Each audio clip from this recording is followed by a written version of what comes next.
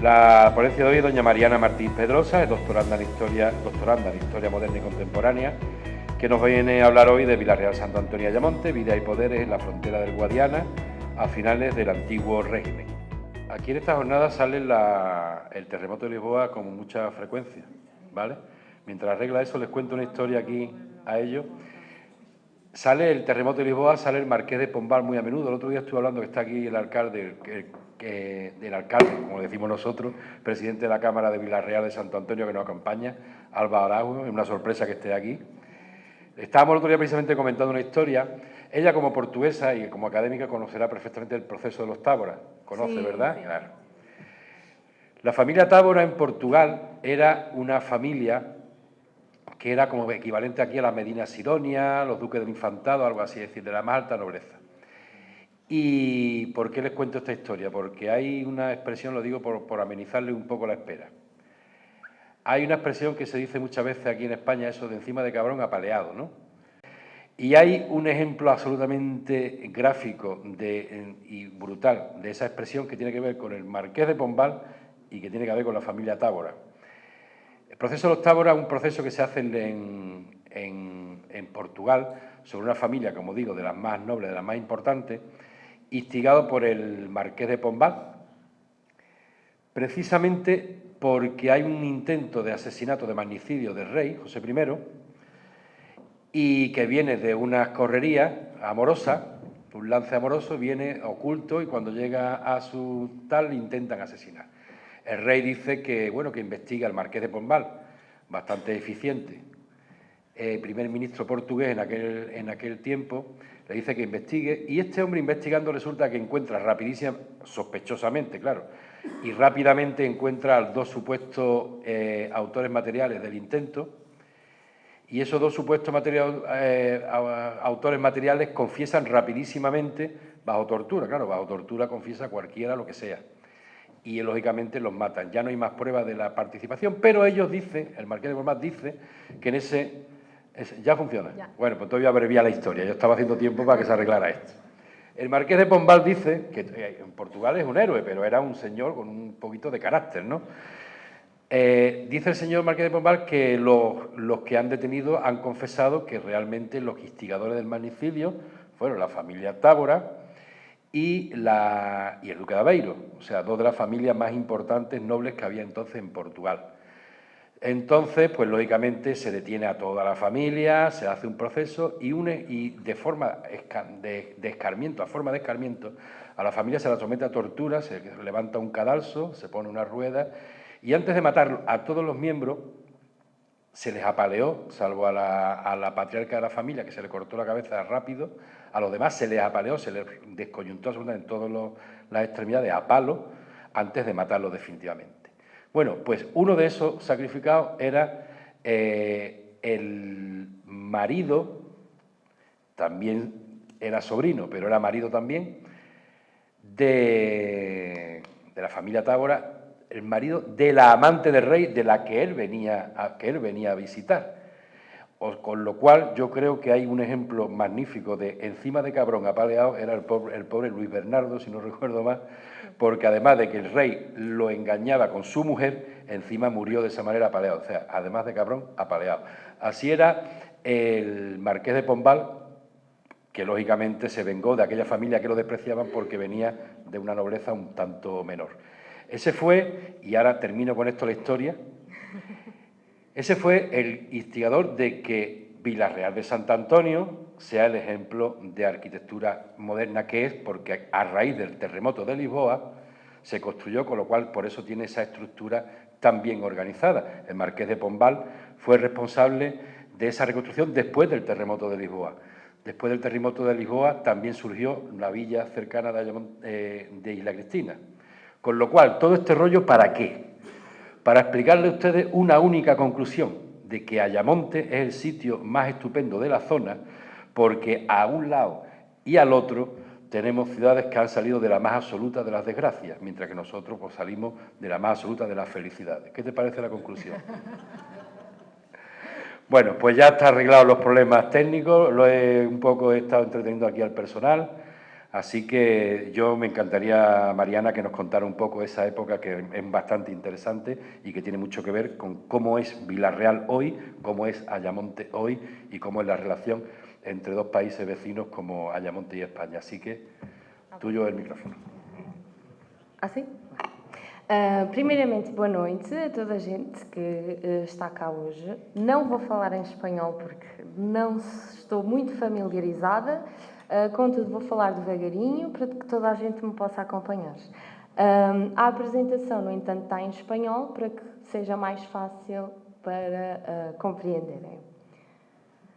Portanto, o tema desta conferência é Vila-real de Santo António e Ayamonte, vidas e poderes na fronteira do Guadiana nos finais do Antigo Regime.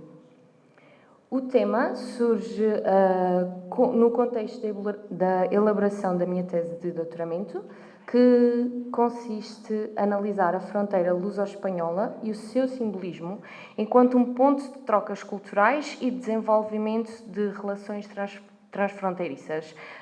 Tem um especial foco na região da Foz do Guadiana e, ao nível temporal, pretendo focar-me, então, na segunda metade do século XVIII, a altura em que a cidade de Vila-real de Santo António foi fundada.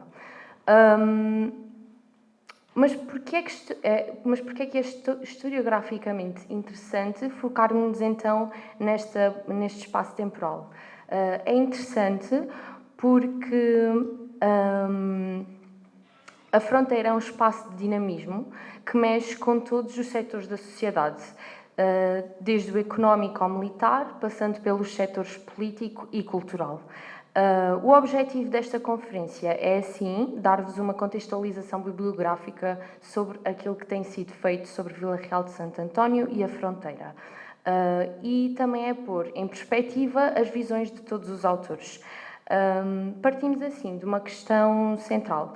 Como é que o poder régio, no contexto do reformismo pombalino e do final do Antigo Regime, procurou afirmar-se num espaço periférico, fronteiriço e historicamente marcado pela fluidez das relações humanas e económicas?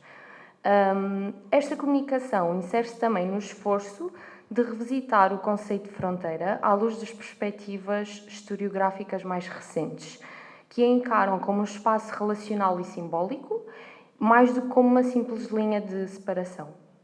Ao longo da apresentação, articularei diferentes leituras teóricas de autores, como Maria Baramova, Tamara Herzog, Frederico Ferretti, Rogério Aisbaert, Hastings Donnan e Thomas Wilson, entre outros, com o objetivo de evidenciar como essas abordagens as podem aplicar ao caso específico do Algarve setecentista. Em última instância, o ponto é compreender de que forma o poder régio tentou dominar este território, mas também como as populações locais reinterpretam e vivem esta fronteira, que muitas das vezes tem que renegociar esse poder local com o poder central. Com este enquadramento, passo então à discussão dos mais diferentes autores. A fundação de Vila-real de Santo António, em 1774, sob a égide do Marquês de Pombal, constitui um episódio emblemático do esforço de racionalização do território e o controle do próprio território português. Esta nova vila, erguida de uma forma súbita, e porque foi, em apenas 2 anos, representava um projeto muito próprio. Por um lado, um laboratório de urbanismo e administração ilustrada e, por outro lado, um instrumento político destinado a vigiar e a disciplinar uma fronteira, onde o contrabando, as migrações e as alianças locais frequentemente escapavam ao controle da coroa. Neste contexto, o Guadiana assume um papel representativo e prático de excepcional importância. Tradicionalmente entendido como uma barreira natural entre Portugal e Espanha, este rio foi também um eixo de circulação e de interdependência entre as margens de Vila Real e de fundação recente e marcada pelo espírito pombalino, e Ayamonte, uma cidade andaluza que já teria a sua grande relevância militar.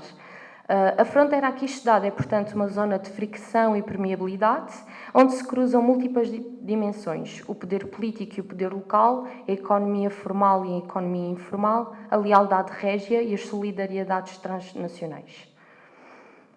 O conceito de fronteira tem sido, assim, objeto de múltiplas interpretações na historiografia e também nas ciências sociais, variando de acordo com os contextos políticos e epistemológicos de cada época. No quadro da história moderna europeia, a fronteira deixou de ser apenas um limite físico entre Estados soberanos para se afirmar como um espaço de negociação de poder e de identidade. Segundo a primeira autora, que é Maria Baramova, a fronteira não era... Até o século XVIII, a fronteira não era apenas uma linha rígida, mas um território de transição onde o poder procurava afirmar-se sobre realidades locais, muitas das vezes, que funcionavam autonomamente. Esta percepção, contudo, é corroborada também por Tarmar Herzog, que observa as fronteiras ibéricas tanto no espaço europeu como no espaço ultramarino das colónias, resultaram de longos processos de disputa e de acomodação, sendo menos o resultado de decisões políticas súbitas e mais o produto de relações sociais continuadas entre comunidades vizinhas. Neste sentido, o conceito de fronteira é indissociável da problemática entre o centro e a periferia. Este conceito de centro e periferia foi amplamente explorado por autores como Pedro Cardim e Nuno Gonçalo Monteiro, que até desenvolveu muitos trabalhos sobre a época de Marquês de Pombal e sobre a própria visão reformista de Marquês de Pombal. Estes autores defendem, então, que no antigo regime o poder régio afirmava-se a partir do centro, que no caso de Portugal é Lisboa, sobre territórios que mantinham as suas próprias dinâmicas políticas e sociais. Assim, a fronteira não é apenas o limite do reino, mas também é o espaço onde se testam os limites da autoridade régia. As regiões periféricas, como o Algarve, desempenham aqui um papel essencial. São zonas de fricção e são zonas, essencialmente, onde se testam os limites da governação. No caso do nosso objeto de estudo, que é a Vila Real de Santo António, estamos a falar de uma região ultraperiférica e, portanto, esteve bastantes séculos distante dos olhares da governação e do próprio interesse do poder central. Por outro lado, Frederico Ferretti e Silvio Stoyan chamam a atenção para a construção geográfica e natural da montanha, ou seja, quando as fronteiras são delimitadas por elementos naturais, como é o caso do objeto de estudo. E no pensamento moderno, especialmente entre os séculos XVI e XVIII, as barreiras naturais foram progressivamente associadas à ideia de fronteira. Contudo, esta naturalização do limite territorial não limitou a fluidez das relações humanas. Ferretti chama mesmo a atenção para a questão das fronteiras móveis, que esta expressão remete para a instabilidade das fronteiras e para a própria porosidade das fronteiras, ou seja, a nível de migrações, de comércio e de outros conflitos militares. Esta tensão entre a estabilidade e fluidez é um ponto de viragem teórica, pois permite articular a fronteira não apenas como uma construção estatal, mas também como uma realidade social vivida. É precisamente esta perspectiva que encontramos também em outros autores de antropologia, como o Rogério Asbert e o Alejandro Grimson. Ambos os autores defendem que a fronteira deve ser compreendida como um espaço simbólico e relacional, um lugar onde se constroem identidades e, sobretudo, um lugar onde o poder político é constantemente reinterpretado pela experiência cotidiana das populações. Para Asbert, a fronteira é simultaneamente um lugar de desterritorialização e um lugar de reterritorialização. Ou seja, é um espaço onde as pertenças se deslocam e se recombinam. No caso ibérico, mais em específico, as comunidades raianas, separadas muitas das vezes apenas por um rio ou por uma serra, partilhavam muitas das vezes a mesma cultura material, redes de parentesco e até santos padroeiros, que também se verifica no caso de Vila Real de Santo António e Ayamonte, quando o padre de Ayamonte vinha dar as missas a Vila Real de Santo António. A estas leituras mais idealistas ou simbólicas, junta-se também aqui a abordagem sociológica de Hastings Donnan e Thomas Wilson, que definem a fronteira como um lugar de identidade e negociação. Para estes autores, a fronteira é essencialmente uma experiência política e pessoal, onde os indivíduos vivem a tensão entre a pertença nacional e o cotidiano partilhado. Essa ideia é central para compreender também um bocadinho as relações entre Ayamonte e Vila Real, porque são comunidades vizinhas que, apesar da diferença política, partilhavam práticas de sociabilidade, comércio e, como eu referi ainda há pouco, de religiosidade. Um outro eixo interpretativo é também o de João Cosme e Adriana Dorfman. Eles sublinham que as zonas fronteiriças, ao mesmo tempo que sofrem o peso da fiscalização estatal, oferecem oportunidades ainda para o contrabando, a circulação de bens e pessoas à margem da lei. Assim, o contrabandista, longe de ser apenas um infrator, torna-se um agente económico essencial, articulando economias formais e informais e contribuindo também para a sobrevivência das comunidades periféricas. Porque tem que se ter em atenção que o contrabando muitas das vezes era um meio da sobrevivência das famílias. Na fronteira luso-espanhola e na região em foco, o rio Guadiana não se mostrou ser delimitador nem das populações nem das ordens militares, em tempos de guerra, essencialmente.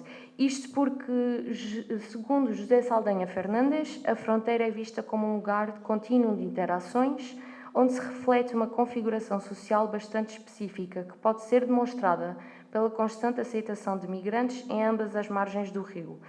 Muitas das vezes, em tempos de guerra, o que acontecia era que as pessoas ultrapassavam a fronteira como refúgio, quando também queriam escapar do exército e da própria guerra. Por último, importa também referir aqui a perspectiva política e institucional representada por autores como José Subtil e José Vicente Serrão, que analisam a fronteira como parte integrante da racionalização pombalina do território. Para eles, a criação das novas vilas e a reorganização administrativa do reino respondem à necessidade de transformar o espaço em instrumento de governação. Assim, a fronteira deixa de ser uma ameaça e torna-se um dispositivo de controle ao serviço da centralização do poder régio. Portanto, aqui o território é essencialmente utilizado como ferramenta para a própria coroa conseguir exercer mais domínio sobre as populações. Temos também depois autores como o Cavaco e José Carlos Vilhena Mesquita, que abordam a temática sobre Castro Marim, que é indissociável deste espaço, e aliás temos o projeto da Eurocidade que nos confirma que Castro Marim tem de pertencer a este sentido territorial. E Castro Marim foi um conto de homicidados desde a Idade Moderna. A presença de condenados e degradados nesta localidade cria uma dinâmica própria onde o degredo e o crime coexistem com a necessidade de repovoamento e da defesa da costa. Este cenário ilustra de forma paradigmática o duplo sentido da fronteira, que é um espaço de exclusão, mas simultaneamente é um espaço de integração. As dimensões política, social e simbólica encontram-se em permanente interação e fornecem a base teórica para o estudo do Algarve setecentista. A partir delas, podemos também compreender como é que a fronteira do Guadiana foi um instrumento do poder pombalino e, ao mesmo tempo, um espaço vivido e negociado pelas populações de Vila Real e de Ayamonte. A aplicação destas perspectivas ao caso da Foz do Guadiana permite-nos observar de forma privilegiada como o poder, a sociedade e o território se entrecruzam num espaço fronteiriço. Contudo, é de ressaltar que a questão da fronteira surge séculos antes da fundação de Vila Real de Santo António, como comprova o trabalho do historiador Fernando Peçanha, tendo em conta que no século XVI a pequena vila de Santo António da Arnilha foi fundada, inicialmente também como um couto de homisiados, uma vez que Dom Manuel I tinha o objetivo de repovoar aquela zona e de defendê-la militarmente.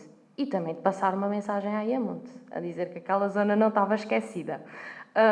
Portanto, aqui nota-se já uma afincada preocupação por parte da coroa portuguesa em tentar assegurar a fronteira na região da Foz do Guadiana e de também proteger a costa dos ataques do corso e da pirataria. Este sentimento de reforço e de preocupação pela fronteira tende a intensificar-se essencialmente com o Marquês de Pombal e com a refundação de Vila Real de Santo António. Neste sentido, Vila Real de Santo António é então um produto do reformismo pombalino e um exemplo notável da intervenção estatal no território durante o antigo regime. Como referido anteriormente, foi refundada em 1774, a vila nasce de uma decisão eminentemente política: controlar a Foz do Guadiana, combater o contrabando e afirmar a autoridade régia numa das zonas mais periféricas do reino. O projeto pombalino insere-se num movimento de racionalização administrativa e espacial, no qual a coroa pretende transformar o espaço físico em espaço político. Assim, a refundação teve um duplo objetivo, que foi, por um lado, reforçar a soberania sobre a fronteira com Espanha, por outro lado, modernizar e moralizar uma região vista até então como marginal e desorganizada. O Algarve do século XVIII era considerado por autores como Joaquim Romero de Magalhães e Andréa Fidalgo como uma região economicamente frágil, pouco povoada e marcada por uma forte dependência da pesca e do contrabando. A escolha do local da fundação não foi aleatória de um todo. Está situada na Foz do Guadiana, frente a Ayamonte, e a partir daqui ergue-se um espaço simbólico e estratégico. José Horta Correia vem comprovar esta teoria e interpreta o traçado urbano inspirado na cidade pombalina de Lisboa como expressão do poder e da ordem régia. As ruas... Sim. Que isso me decía el alcalde do outro dia. As ruas ortogonais, a praça central e a localização da própria alfândega e dos edifícios administrativos configuram um discurso visual e político. A geometria da cidade representa a geometria do poder. Ao refundar a vila, portanto, o Marquês de Pombal não pretendia apenas criar um centro urbano moderno, mas também instaurar um modelo de governança local, subordinado ao centro político. O regimento da alfândega de Vila Real de Santo António, que foi das primeiras coisas a ser criada, reforçava essa vocação de controle económico e fiscal sobre o comércio transfronteiriço. Em termos simbólicos, Vila Real tornava-se assim o espelho do reino na fronteira, uma espécie de vitrine da ordem ilustrada portuguesa. Como sublinham Tamar Herzog e Maria Baramova, o poder político raramente coincide com o poder efetivo nas regiões de fronteira. O Guadiana, embora pensado como barreira, manteve-se o rio de comunicação e da sociabilidade. Do outro lado, Ayamonte, que continuava a manter uma rede intensa de contactos com a margem portuguesa. Sendo assim, desde o século XIV, que estas duas localidades se encontram unidas por laços de interdependência. E Juan Luís Carriazo Rubio lembra que Ayamonte chegou, inclusive, a integrar o território português e, portanto, isto também mostra aqui o caráter mutável das soberanias sobre o Guadiana. Mais tarde, já durante o período moderno, a relação entre as duas margens tornou-se cada vez mais assimétrica, mas contínua, sustentada por fluxos humanos, religiosos e até comerciais. Entre os séculos XVII e XIX, o contrabando assume aqui um papel central. Longe de ser apenas uma prática marginal, ele representava um mecanismo de sobrevivência e de coesão social, como referem Pinning e Dorfman. as economias fronteiriças tendem a gerar formas híbridas de legalidade, nas quais a distinção entre o lícito e o ilícito se esbate. Em Vila Real de Santo António, o contrabando era ao mesmo tempo combatido, mas também tolerado. Combatido pelo poder central, que via nele a ameaça à fiscalidade régia, mas tolerado por elites locais que dele beneficiavam de forma direta ou indireta. O fenómeno, mais uma vez, como eu referi, não pode ser dissociado da presença próxima de Castro Marim, um espaço bastante peculiar no antigo regime. Mais uma vez, surgem aqui os trabalhos do Cavaco e de José Mesquita, porque esta situação de Castro Marim ser um conto de homicidados gerou uma sociedade muito particular, que era composta por degradados, militares e pescadores. Neste caso, as fronteiras sociais e morais eram tão porosas quanto as geográficas, e é legítimo supor que muitos destes indivíduos circulassem entre Castro Marim, Vila Real de Santo António e até Ayamonte, contribuindo para a constituição de uma cultura fronteiriça marcada pela mobilidade, informalidade e transgressão regulada. Estas práticas de convivência existem igualmente com momentos de tensão política e militar. E aqui nesta fronteira temos alguns, como a Guerra Fantástica em 1762 e as invasões francesas entre 1807 e 1811, que trouxeram para a região o peso das rivalidades ibéricas e da Guerra Europeia. As populações viveram essas crises de forma ambígua, porque tanto haviam como uma ameaça, como haviam como uma oportunidade. O movimento de refugiados, o recrutamento militar e a presença de forças estrangeiras alteraram temporariamente o equilíbrio local. Ainda assim, a continuidade das relações entre Vila Real e Ayamonte demonstra a resiliência das sociabilidades fronteiriças face às conjunturas políticas. Neste ponto, torna-se assim evidente que o caso da Foz do Guadiana permite ilustrar as diferentes dimensões da fronteira identificadas pela historiografia. Pode-se então considerar que esta fronteira é uma fronteira política, criada para afirmar o poder dos Estados e controlar este território, mas também é uma fronteira económica, onde se cruzam redes formais e informais de comércio e, sobretudo, é uma fronteira humana, vivida cotidianamente por populações que transformaram a separação em convivência.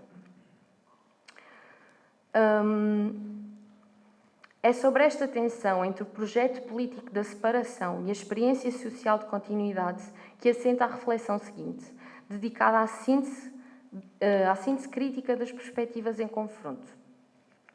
A análise das diferentes abordagens historiográficas e das realidades observadas na Foz do Guadiana permite então reconhecer que a fronteira é em si mesma uma categoria ambivalente.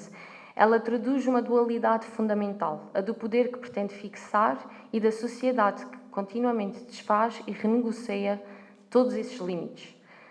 Na perspectiva dos autores de matriz política e institucional, como Baramova, Herzog, Subtil ou José Vicente Serrão, a fronteira é o produto da ação do Estado. Ele representa o resultado de uma racionalidade administrativa que procura organizar o espaço segundo os princípios da soberania e da disciplina. E neste quadro, a refundação de Vila Real simboliza a tentativa de transformar uma periferia desordenada num território integrado, submetido essencialmente à lógica do poder central. A cidade é pensada como um instrumento de controle, tanto económico como moral, e o rio, que até então era fluido e permeável, passa a ser interpretado como uma barreira política. Mas para outros autores, como Aesbaert, Grimson, Donan e Wilson, eles consideram que as fronteiras não se reduzem só a linhas cartográficas e são processos sociais, são lugares de identidade e essencialmente são lugares de relação. A existência depende menos da vontade dos Estados e mais da prática cotidiana das populações. Assim, as fronteiras não apenas se impõem, mas elas vivem-se, contestam-se e reinventam-se. Estas perspectivas opostas encontram-se de forma particularmente expressiva no caso de Vila Real. O projeto Pobalini impôs uma nova geometria de poder, ou seja, era uma vila regular, administrativa, vigiada e simbolicamente era a centralização régia, mas as práticas sociais e económicas do território mostraram que o poder social raramente conseguiria monopolizar a fronteira e as populações. O contrabando continuou a existir, a mobilidade populacional manteve-se e as redes de solidariedade entre as duas margens continuaram a existir. Esta coexistência entre a ordem imposta e a desordem funcional é em si mesma característica dos espaços fronteiriços. Como notou Ferretti, as fronteiras modernas são realidades móveis. Os limites traçados dos mapas são constantemente atravessados pela realidade humana e o Guadiana, nesse sentido, é menos um limite do que um sistema de mediação, onde o poder central e as populações locais se encontram e, essencialmente, também se confrontam. Em termos metodológicos, esta constatação também obriga a superar aqui dicotomias bastante simplistas entre centro e periferia, legalidade e ilegalidade, pertença e exclusão. E os estudos de Cosme e Dorfman surgem mais uma vez, porque o contrabando e a criminalidade não são meras manifestações de desordem, mas são indicadores de estruturas alternativas de economia e de sociabilidade. Do mesmo modo, as interações familiares e religiosas entre Vila Real e Ayamonte revelam uma identidade partilhada que transcende o aparelho estatal.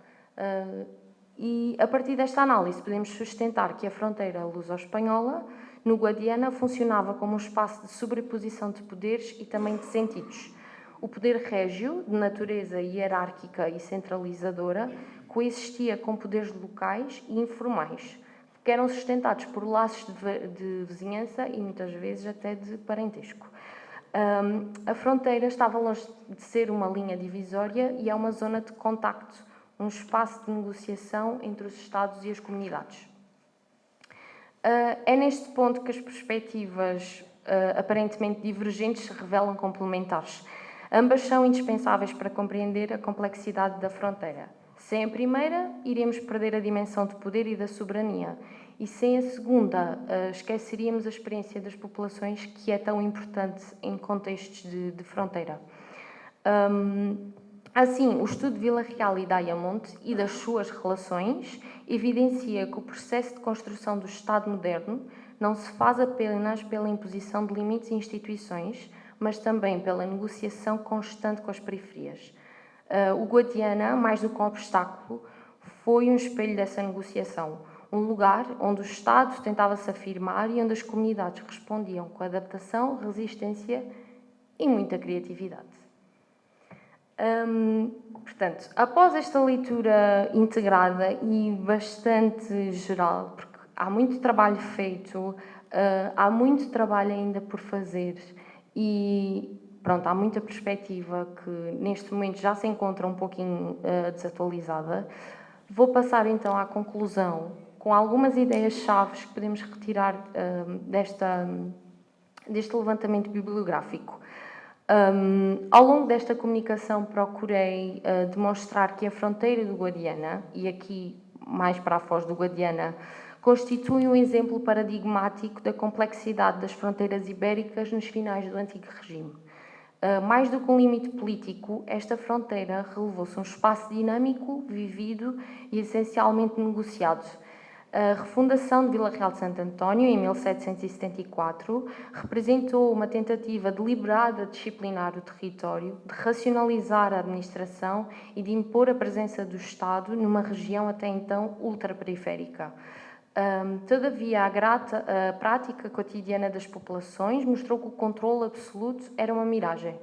O Guadiana, pensado como uma barreira, manteve-se um eixo de circulação, de comércio e de sociabilidade, perpetuando as relações que a política procurava limitar, mas que a geografia e a vida cotidiana teimavam em preservar. Este caso de estudo confirma, então, a pertinência das leituras historiográficas mais recentes. A fronteira é vista essencialmente como um processo relacional e não como uma identidade fixa. E a fronteira do Guadiana permite também repensar um pouco o conceito do poder régio. A autoridade pombalina, que se pretendia absoluta e inteiramente racional, foi obrigada a adaptar-se às realidades locais, reconhecendo ainda que implicitamente a importância das redes informais que estruturavam a vida fronteiriça. Assim, a fronteira torna-se não só um instrumento de poder, mas também um espelho das suas limitações. Em suma, esta comunicação recorda-nos que as fronteiras são, acima de tudo, lugares de humanidade, zonas onde a política e o cotidiano se cruzam, onde as identidades se misturam e onde as populações, muitas das vezes esquecidas pelas narrativas nacionais, desempenham um papel decisivo na construção dos Estados modernos. Talvez por isso, ao olharmos para o Guadiana, não devemos vê-lo apenas como uma linha de separação, mas como um rio de convergência que une mais do que divide.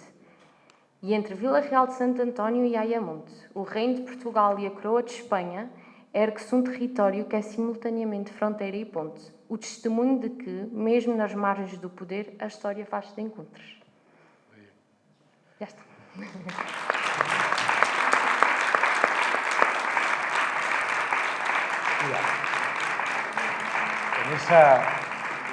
En esa lucha por imponer el poder real y el centralismo sobre las singularidades locales, Sebastián Carballo, que era el nombre, sí. Sebastián Carballo de Melo, el nombre del Marqués de Pombal, conde de Oeiras, porque Marqués de Pombal fue al final de su vida.